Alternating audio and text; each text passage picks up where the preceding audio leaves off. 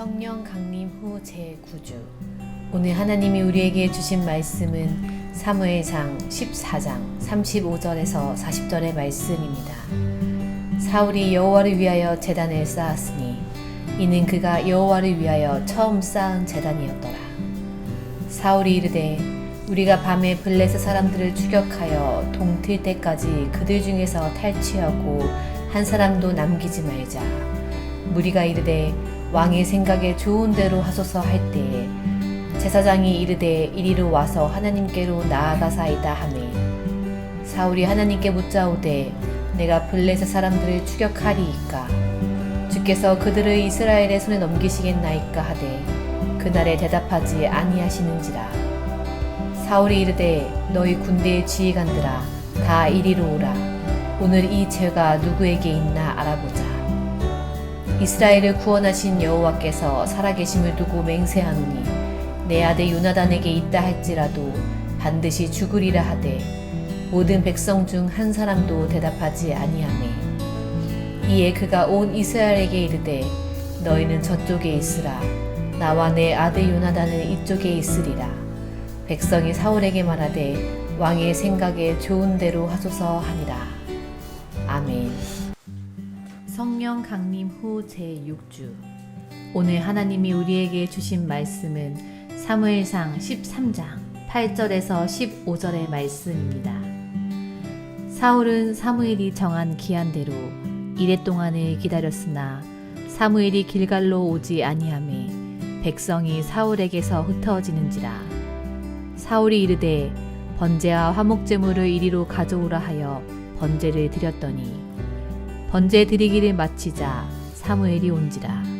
사울이 나가 맞으며 문안하매 사무엘이 이르되 왕이 행하신 것이 무엇이냐 하니 사울이 이르되 백성은 내게서 흩어지고 당신은 정한 날 안에 오지 아니하고 블레셋 사람은 믹마스에 모였음을 내가 보았으므로 이에 내가 이르기를 블레셋 사람들이 나를 치러 길갈로 내려오겠거늘 내가 여호와께 은혜를 간구하지 못하였다 하고 부득이하여 번제를 드렸나이다 하니라. 사무엘이 사울에게 이르되 왕이 망령되이 행하였도다. 왕이 왕의 하나님 여호와께서 왕에게 내리신 명령을 지키지 아니하였도다.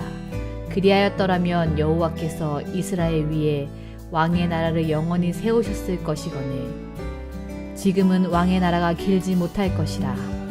여호와께서 왕에게 명령하신 바를 왕이 지키지 아니하였으므로 여호와께서 그의 마음에 맞는 사람을 구하여 여호와께서 그를 그의 백성의 지도자로 삼으셨느니라 하고 사무엘이 일어나 길갈에서 떠나 베냐민 기브아로 올라가니라. 사울이 자기와 함께한 백성의 수를 세어보니 600명 가량이라.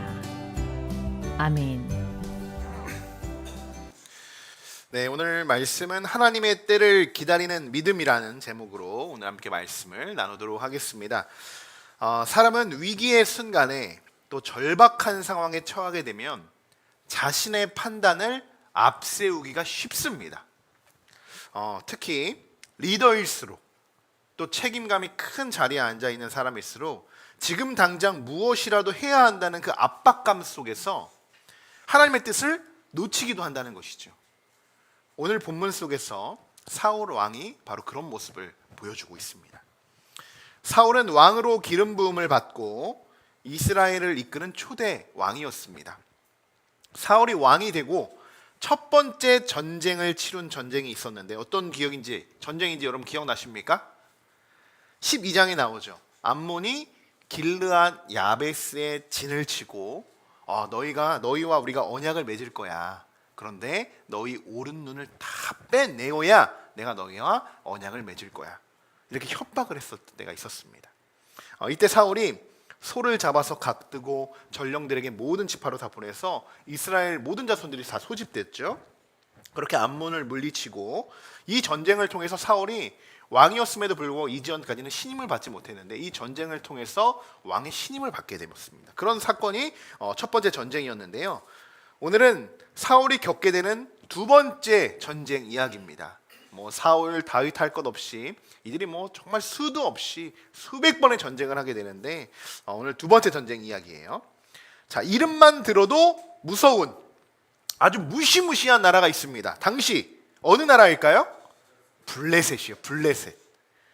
블레셋은 이스라엘 지도가 쫙 있으면 서쪽에 해변가에 위치하고 있는 나라입니다. 해변가에.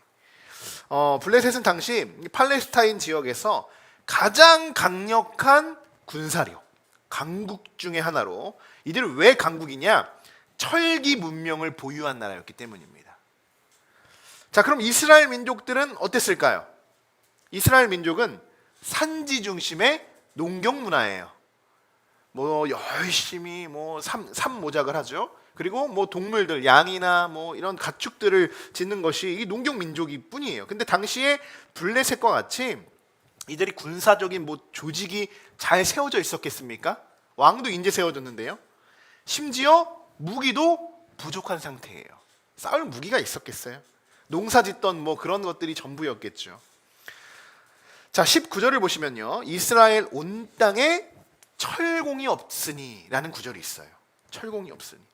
그러니까 이스라엘 민족들 안에는요, 칼과 창을 제작할 수 있는, 이 전쟁에 쓸 수 있는 이 무기를 기술할 수 있는 기술력이 없었다라는 겁니다. 없었다.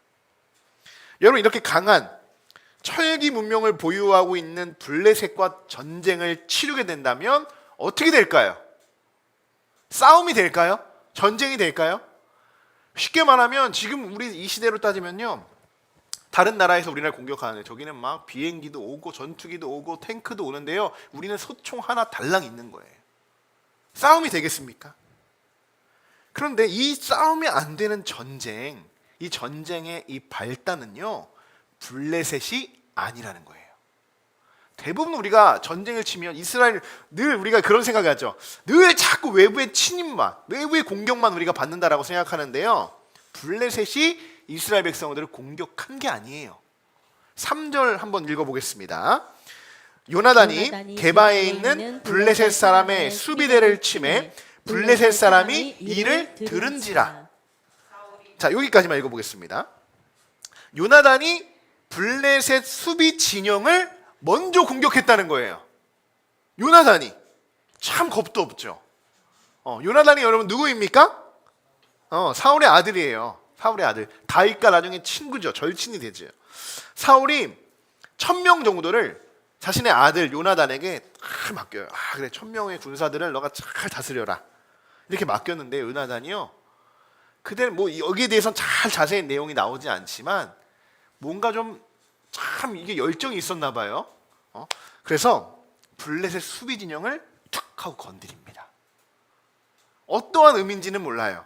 그것에 대해서 자세히 나와 있지는 않으니까 그것이 오늘 뭐 말씀의 좀 포인트는 아닌 것 같아요. 그렇게 건드립니다. 블레셋을. 이스라엘 민족이 어떻게 됐을까요? 블레셋이 난리가 났겠죠. 툭 친다고. 여러분, 이거는요, 이 요나단의 돌방 행동은요 뭐예요? 전쟁을 일으킨 거예요. 전쟁. 우리 약하지만 38선을 여긴 괜찮겠지 하고 철장 하나만 뜯으면 어떻게 됩니까? 전쟁 나는 거예요. 전쟁 나는 거예요. 5절 한번 읽어보겠습니다. 블레셋 사람들이 이스라엘과 싸우려고 모였는데 병거가 3만이요 마병이 6,000명이요 백성은 해변에 모래같이 많더라. 그들이 올라와 베다웬 동쪽 미스바에 진침해. 가능한 건드리지 않아야 하는 것을 건드린 겁니다. 건드린 거예요. 1000명이 블레셋을 공격합니다. 요나단이 1000명으로 공격했는데요, 그냥 툭 친 거죠. 사실은 병거와 마병만 합쳐도요 36,000명이에요. 36배로 돌아온 거예요. 그뿐만이 아니라 해변에 모래알같이 많은 군사들이 지금 다 진을 치고 있다는 거예요. 난리가 난 거죠. 지금 난리가 난 거죠. 이스라엘 백성들, 여러분 이런 모습을 보고 지금 어땠을까? 요나단은 어떤 기분이었을까요? 너무나도 두렵지 않았겠습니까? 어떻게 이스라엘 백성들이 반응하고 있는가? 6절과 7절의 말씀도 우리 한번 같이 읽어보겠습니다. 이스라엘 사람들이 위급함을 보고 절박하여 굴과 수풀과 바위 틈과 은밀한 곳과 웅덩이에 숨으며 어떤 히브리 사람들은 요단을 건너 갓과 길르와 땅으로 가되 사울은 아직 길갈에 있고 그를 따른 모든 백성은 떨더라. 어떤 상황인지 여러분 충분히 짐작이 가실 겁니다. 숨을 수 있는 모든 공간을 찾아서 이스라엘 백성들이 숨어버려요. 동굴 속에도 숨어버리고요, 숲을 속에도 숨어버리고요, 여러 가지 웅덩이를 파가지고 숨어버리기도 합니다. 또 7절에는 요단을 건너 갓과 길르아 땅으로 갔다라고 했죠. 쉽게 말하면 갔다 왜 간 겁니까? 강 건너서요. 이 중간에 길르앗까지 가려면 중간에 이 사해가 있어요. 이 바다가 있는데 그것을 건너가니까 지금 열심히 강 건너서 도망치기 바쁜 거예요. 다 도망갔다는 겁니다. 다 도망갔다는 거. 지금 이스라엘 백성들은 두려움에 사로잡혀서 블레셋 앞에 지금 벌벌 떨고 있는 그러한 상황이라는 겁니다. 자, 여러분 이럴 때 어떻게 했을까요?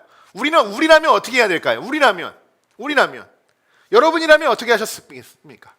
1번 강 건너 도망친다. 2번 어디든 숨는다. 3번 하나님께 기도한다. 정답은 쉽지만 사실 그것도 쉽진 않아요. 정답은 알고 있지만 쉽지 않습니다. 맞아요. 여러분 이들은 하나님의 백성들이잖아요. 지금까지 보면요, 이들 구원하신 것, 살리신 것, 먹이신 것, 살리신 것 다 누구예요? 하나님이세요. 하나님. 그러면 이들이 지금 이런 상황 속에서도 하나님께 기도하며 하나님께 부르짖으며 간구하며 이들이 지금 하나님 찾아야 되는 거 아니겠습니까? 자, 그럼 지금 중요한 거, 지금 이스라엘의 왕이죠, 사울. 가장 중요한 사람은 누구예요? 지금 사울이에요. 사울은 그러면 이 상황에 어떻게 했을까? 사울은 어떻게 했을까요? 도망쳤을까요? 숨어버렸을까요? 다 놔두고 저 강 건너 지금 길르앗까지 도망쳤을까요? 아니에요. 하나님께 제사를 드리기 위해서요, 사무엘 선지자를 길갈로 부릅니다. 너무 감사하죠. 지금 이 상황 속에서 하나님께 지금 예배하고 제사 드리겠다는 거예요. 그러면서 하나님의 뜻을 구하겠다는 거예요. 너무 감사합니다. 여러분 항상 두려운 상황이 만들어질 때들이 있습니다. 이럴 때 여러분 우리가 최우선적으로 하나님만을 찾으시기 바랍니다. 11장 히브리서 11장의 말씀에는 하나님은 자기를 찾는 자들에게 무엇을 주신다고요? 상 주신다. 하나님이 자기를 찾는 자들에게 상 주신 분이시라고 분명히 있어요. 우리가 정말 상을 받기 위해서 하나님을 찾는 것이 아니라 절박하고 위험하고 또 이러한 오늘 같은 상황에 있을 때 하나님을 먼저 찾는 것은요, 우리 그리스도인들의 당연한 우리의 본분이에요. 사실은 하나님이 우리의 아버지 되시니까요. 아버지에게 달려가야죠. 자, 그런데 여기까지는 참 좋아요. 하나님을 구하고 이런 상황 속에서 참 모리알같이 많은 군인들이 찾아왔음에도 하나님을 찾으려고 하는구나. 너무 좋죠. 근데 문제는 여기서부터 시작이 됩니다. 사울이 사무엘을 기다리는데요, 정해진 기한이 있어요. 7일 동안 사무엘이 이제 사울을 초대하는데 7일이 지나도 사무엘이 길갈에 오지를 않는 겁니다. 오질 않아요. 그러니까 사무엘이 지금 빨리 와서 번제와 화목제를 하나님께 올려드리고, 그럼 하나님이 뭔가 좀 우리에게 또 보여주시겠죠. 말씀해 주시겠죠. 그 말씀 받들어서 순종해서 블레셋과 지금 맞서 싸우든지 하나님이 또 어떤 지혜를 주시든지 그 상황에 하나님의 뜻을 우리가 간구해야 되는데 아무리 기다려도 사무엘이 오지를 않아요. 그러다 보니까 이미 도망간 사람들도 많은데 군사들의 숫자가 점점 더 줄어듭니다. 7일 동안 그냥 기다리는 거예요. 지금 여기 눈앞에는 지금 모든 블레셋의 군인들이 지금 진을 치고 있는 상황에서 기다리고만 있으니 얼마나 두렵겠습니까? 백성들이 떨덜 떨고 있는데 더 두려운 상황에 빠져서 지금 이 백성들이 막 떨고 있는 모습을 보니 얼마나 혼란스럽겠습니까? 그래서 사울은 결국 결정을 내립니다. 어떤 결정을 내리냐? 내가 직접 번제를 드려야겠다. 여러분 오늘 서론에서 처음 말씀드렸어요. 서두에서 사람은 위기의 순간에 또 오늘과 같이 절박한 상황에 처하게 되면요, 자신의 판단을 앞세우기가 쉽다라고 말씀을 드렸습니다. 특히 사울과 같은 리더일수록 책임이 클수록 지금 당장, 지금 내 앞에 보이는 이 상황, 지금 당장 무엇이라도 해야 돼. 무엇이라도 해야 돼라는 그 압박감 속에서 무엇을 놓치냐? 하나님의 뜻을 놓칠 때가 있다라는 거예요. 놓칠 때가. 지금이 딱 그런 상황입니다. 지금. 그래서 여러분 리더들은 기다리는 훈련이 충분히 되어야 합니다. 충분히. 기다리지 못하면요, 감정이 앞서게 되고요, 본능에 충실하죠. 딱 뭔가 반응하면 바로 반응해요. 그러다 보면 어때요? 실수해요. 놓칠 때가 많죠. 항상 한 발짝 뒤에서 기다려주면서 상황을 파악하고 그 기다림 속에서 무엇이, 이 상황이 어떻게 돌아가는지를 아주 잘 볼 수 있는 지혜가 필요해요. 리더들에게는요. 자, 모세도 보십시오. 40년 동안 광야를 뱅뱅 돌면서, 그죠? 어때요? 가나안을 들어가려고 뭘 한 거예요? 하나님의 때를 기다린 거예요. 40년 동안 기다림의 훈련을 받은 거예요. 모세는요. 근데 결국 그는 어때요? 들어가지도 못했어요. 이것이 하나님의 뜻인 거예요. 하나님은 여러분 왜 이렇게 성경에서, 말씀 속에서 이런 리더들에게 기다림의 훈련들을 지속하실까요? 왜 이렇게 기다리라고 할까요? 늘 그 이유는 간단합니다. 여러분 기다림 속에서 하나님의 뜻을 우리가 발견할 수 있기 때문입니다. 기다리지 못하면요, 그냥 본능적으로 충실해서 그거지 하고 내가 움직이는 거예요. 내 생각과 나의 판단이 더 빠른 거죠. 기다리지 못하니까, 하나님의 뜻이 무엇인지 모르니까. 기다림의 시간이 없으면요, 순간 내 판단으로 결정을 내려버리게 된다는 거예요. 참 조심해야 되는 부분이긴 합니다. 자, 오늘 사울의 행동을 보면요, 사실 그냥 언뜻 보기에는 그래요. 굉장히 좀 책임감이 있어요. 왜요? 백성들이 좀 덜덜 떨고 있잖아요. 하루라도 지금 급하잖아요. 그러니까 백성들이 이렇게 생각할 수 있다는 거예요. 역시 사울, 왕은 다르구나. 왕은 역시 결단력이 있구나. 판단력도 아주 빨라. 이게 리더십이지, 이게 왕이지 라고 생각하고 착각할 수 있어요. 하지만 진짜 문제는 무엇이냐? 사울이 사무엘을 끝까지 기다리지 못한 것, 이것도 물론 잘못된 거예요. 잘못된 부분이 맞죠. 그런데 그것보다 훨씬 더 큰 문제가 있습니다. 훨씬 더 큰 문제. 자, 금요일에도 말씀드린 부분이 있어요. 구약 시대에 번제를 드릴 수 있는 사람은 누구입니까? 제사장뿐이에요. 레위인 제사장뿐이에요. 하나님이 정하신 제사장들이에요. 번제를 드릴 사람은 이미 정해져 있어요. 그럼 지금 사울 시대는, 사울도 어떤 시대입니까? 구약 시대. 아직 예수님이 오시지 않았잖아요. 그러면 사울도 잘 알고 있었을 거예요. 지금 사울 시대에도, 지금 이 상황에 하나님께 번제로 올려드릴 수 있는 사람, 그 번제물을 태워 올려드릴 수 있는 사람은 누구밖에 없다는 거예요? 사무엘밖에 없다는 거예요. 지금 제사는 아무나 드릴 수가 없어요. 아무나. 왜요? 하나님이 그렇게 지으신 거예요. 하나님이 그것을 규정하신 거예요. 하나님의 말씀대로 정해진 사람만이 하나님께 번제를 올려드릴 수 있는 겁니다. 그럼 지금 사울이 놓치고 있는 것은 무엇인지 여러분 아시겠죠? 사울은 자신이 왕이지만 제사장이 아님에도 불구하고 자신의 의미대로 번제를 올려드린 겁니다. 올려드린 거. 이거는 제사장에 대한 월권행인 거예요. 하나님이 보시기에는 불신앙, 불순종이죠. 하나님의 뜻을 한순간에 거스르게 된 겁니다. 한순간에. 참 안타까워요. 참 안타깝습니다. 분명 이들이 조금 전까지만 해도 두려움 속에서 하나님의 뜻을 구하고자, 아니야, 지금 이 상황에 우리가 할 수 있는 것이 없으니 하나님의 뜻을 구하자, 우리가 하나님께 먼저 제사를 드리자, 너무나도 좋은 취지였어요. 그렇게 기다렸어요. 7일 동안 기다렸다는 거예요. 그럼에도 불구하고 성급해요. 7일이 됐어요. 그 달이 됐는데 왜 안 오지? 왜 안 오지? 왜 안 오지?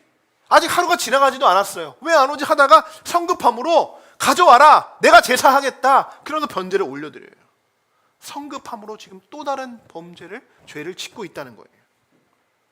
사무엘이 길갈로 오게 했던 기한이 있어요. 8절 우리 같이 한번 읽어보겠습니다. 사무엘은 사무엘이 정한 기한대로 이레 동안을 기다렸으나 사무엘이 길갈로 오지 아니하매 백성이 사울에게서 흩어지느니라. 아멘. 자, 이 말씀만 보면 사무엘 왜 안 왔어? 이렇게 생각할 수 있죠. 아, 약속했잖아. 7일 동안 약속했는데 왜 안 왔어? 지금 이스라엘 백성들이 지금 멸망하게 생겼는데 왜 안 온 거야? 라고 생각할 수 있어요. 사무엘은 이레를 약속했고요. 사울도 이레를 기다렸습니다. 그런데 이 구절뿐만이 아니라 그 다음 이어지는 10절 말씀 같이 한번 읽어보겠습니다. 번제 드리기를 마치자 사무엘이 온지라 사울이 나가 맞으며 문안하매. 아멘. 자, 8절, 9절, 10절이 다른 날이 아닙니다. 한 날이에요. 같은 날. 7일째 되던 날의 상황인 거예요. 그러니까 사무엘이 약속을 지킨 겁니까? 기한 정안에 지킨 거예요. 그러면 누가 지금 지키지 못한 거예요?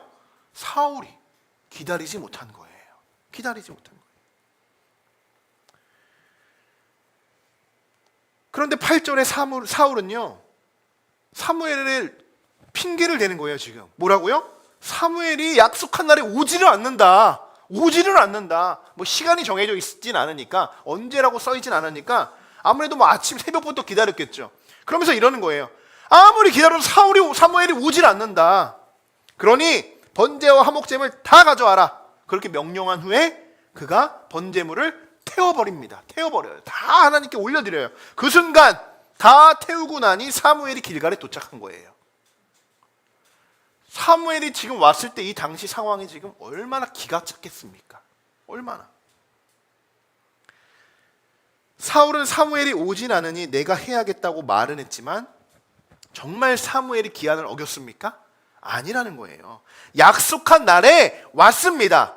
번제 다 태우는데 그 몇 시간이나 걸렸겠습니까? 뭐 며칠이 걸렸겠습니까? 몇 시간 걸렸겠죠. 조금만 더 기다렸다면, 아니 조금만, 몇 시간만 더 기다렸다면 사무엘이 제사를 올려드릴 수 있었던 상황이라는 거예요. 그런데 너무 급해요. 너무 급합니다. 조급해요. 기다리지 못하고 너무 성급하게 움직였다라는 겁니다. 움직였다라는 거예요. 오늘 사울의 행동은요, 하나님 앞에 명백한 불순종입니다. 명백한 불순종이에요. 7일을 기다렸다고요? 인간적으로 생각하면 그러잖아요. 그래도 7일 기다렸잖아. 아니에요. 여러분, 우리도 신앙생활을 하면서요, 기다림의 시간을 얼마나 많이 경험합니까? 그렇죠? 지금 아마도 여러분들 중에서도 우리 기도하면서도 뭐 하나에 계속적으로 기다리고 있는 부분이 있을 거예요. 이것이 뭐 어느 상황이 될 수도 있고요, 환경이 될 수도 있고요, 이것이 뭐 자녀의 문제가 될 수도 있고요, 우리 남편과 아내의 문제 될 수도 있고요, 또 우리 교회처럼 우리 성전 이전도 한번 보십시오. 처음 진행하려고 했던 그 시기가요, 작년 7월이었어요. 벌써 1년이 지났습니다. 근데 지금도 우리는 하나님의 때를, 하나님의 계획을 기다리고 있죠. 기다리는 거예요. 기다릴 수 있는 것이 여러분 성숙한 겁니다. 우리도 이제 다 아시니까 이야기하는 거예요. 만약에 우리가 이 시간 동안 기다리지 못하고 조금만 성급하게 움직였다면 이 후의 결과들이 어떻게 됐을지 참 한 번씩 우리가 생각해 보게 되죠. 그러면 그 순간 오늘 장로님도 기도해 주신 것처럼 다시 한번 그것들이 우리가 뭐가 잘못되어 있는지, 우리의 계획이, 우리의 욕심이 들어가지 않는지를 점검해 볼 수 있는 것. 그 시간이 뭐예요? 기다리니까 할 수 있는 거예요. 기다렸다니까. 굉장히 중요한 겁니다. 성숙하지 못하면요, 우리의 신앙이 성숙하지 못하면요, 기다리지 못해요. 자녀들도요, 빨리 크려고 이제 기다려줘야 되잖아요. 우진이가 걷지 못하는데 막 왜 안 걷냐고, 지금 너 걸어야 되는데 왜 안 걷냐고 막 타박하고 막 혼내고 하면 걔가 걷습니까? 기다리면 걷는 거예요. 알아서 때 되면 하는 거죠. 하나님의 마음도 그런 마음을. 하나님의 마음도. 우리가 신앙생활을 하면서 하나님의 기다림의 때를 경험하게 될 때, 이때 우리가 중요한 거 이겁니다. 사울과 같이 이런 시험들을 직면하게 된다는 거예요. 이런 시험들을. 그러면서 기다리긴 기다리지만 이런 방법 계속, 내가 보기에 더 좋은 방법이 있는 것 같은데, 아니 내가 하면 될 것 같은데, 이렇게 자꾸 타협하고 합리화시키고 정당화시키죠. 지금 사울이 그런 거예요. 왜요? 사무엘이 기다려도 오지 않아. 정당화한 겁니다. 이미. 아직 하루가 지났으면 몰라요. 하루가 지났으면 아니 안 와. 그러더니 명령하고 이것을 내가 다 올려드려요. 근데 더 웃긴 건 뭐냐면 사무엘이 옵니다. 근데 이 사울의 반응이요 굉장히 사실 뻔뻔해요. 내가 잘못한 거를 알면 어때요? 딱 왔을 때 누군가가 사무엘이 왔을 때 저 같으면 그럴 거예요. 아 큰일 났네 이 상황. 아니 내가 좀만 기다렸으면 되는 건데 아 내가 잘못했구나 이렇게 할 수 있는데요. 사무엘을 보고 그를 무난합니다. 무난해요. 아무렇지 않게. 여러분 하나님이 너무 늦게 일하신다. 너무 늦게 일하신다. 아니 이렇게 정말 기다리는 게 맞나? 라고 생각될 수도 있습니다. 자, 결과만을 중요하게 생각해서 기다림의 과정을 뛰어넘고요. 우리가 쉽게 결과만을 얻으려고 할 때가 있습니다. 사랑하는 성도 여러분, 하나님의 때는요 결코 늦지 않습니다.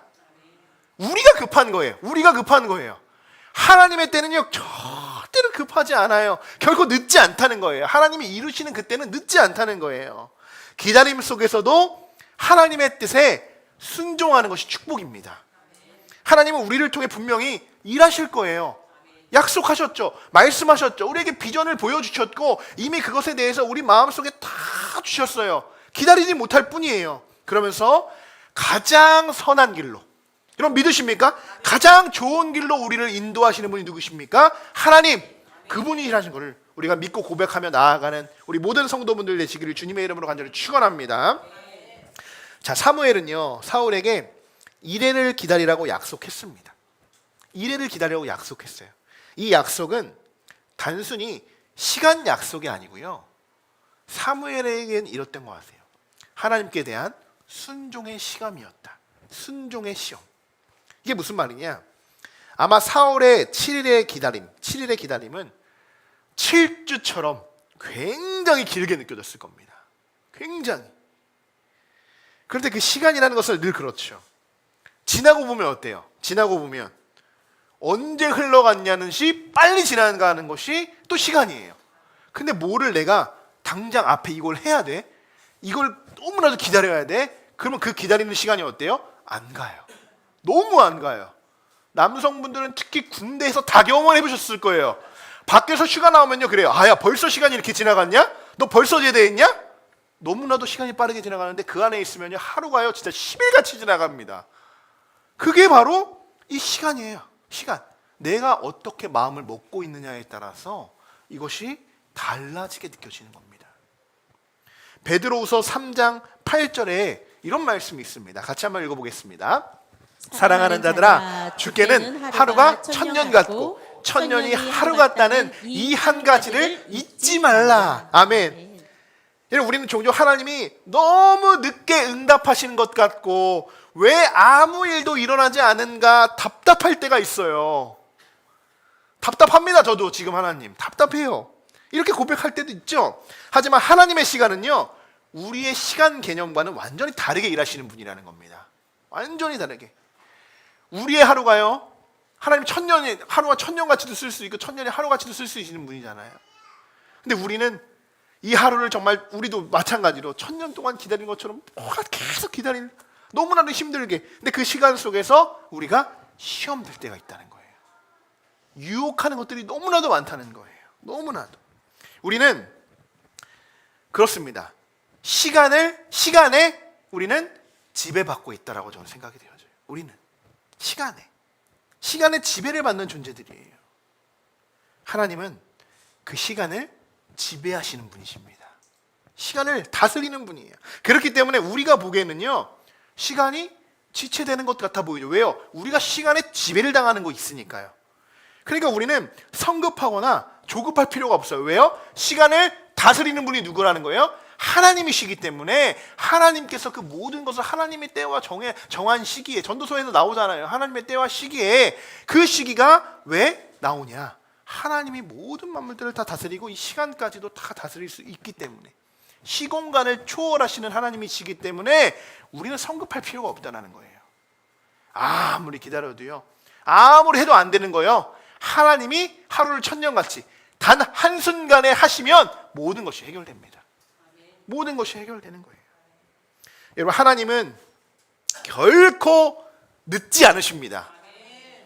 정확한 때에 일하시는 분 하나님이심을 기억하시고 믿으시기 바랍니다. 사무엘은 기다리지 못하고 자기 방식대로 제사를 드려요. 그러니까 이 사무엘이 사울을 책망합니다. 책망. 13절 그리고 14절 상반절까지 우리 자료를 보시고 한번 같이 읽어보겠습니다. 사무엘이 사울에게 이르되 왕이 망령 때에 행하였도다. 왕이 왕의 하나님 여호와께서 왕에게 내리신 명령을 지키지 아니하였도다.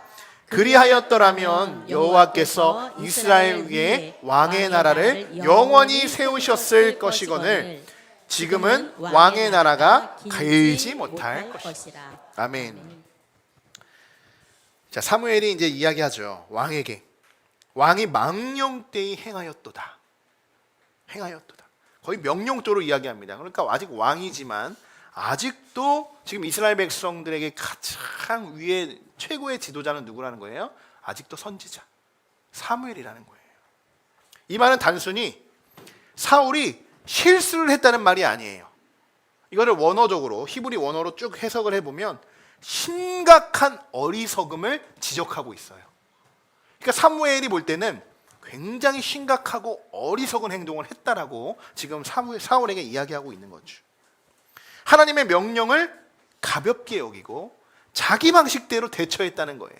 그것을 지적하고 있는 거예요. 그러니 그 결과 왕의 나라가 길지 못할 것입니다. 길지 못할 것입니다. 사울은 여러분 기다리지 못했습니다. 불순종으로 책망을 받았습니다. 하나님은 그를 통해 영원한 하나님의 나라를 세우시려고 했어요.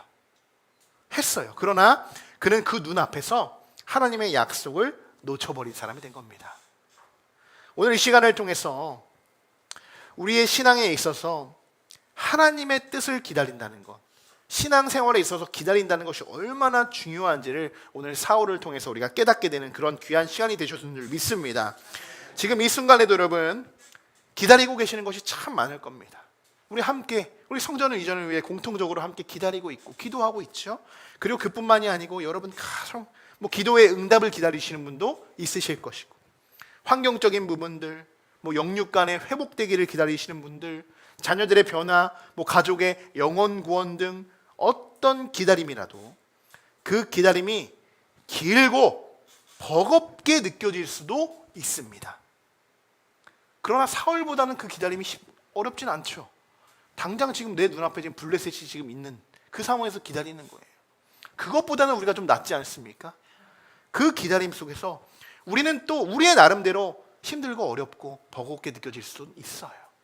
그러나 오늘 말씀을 기억하셔야 됩니다. 그 기다림 속에서 기다림의 끝에 하나님의 뜻이 있다는 것을 기억하십시오. 하나님의 때를 끝까지 기다리는 자들이요, 하나님이 주시는 상급을 주시는 그 상급을 받게 되는 자들이에요.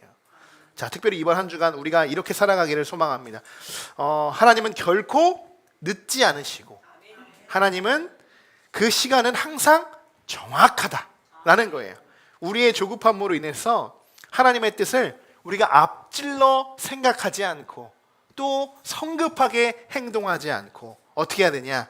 하나님이 분명히 일하실 것이라는 것을 우리가 믿으면서 믿음으로 하나님의 때를 우리가 신뢰하며 기다리는 이번 한 주간이 되시기를 주님의 이름으로 간절히 축원합니다. 아멘.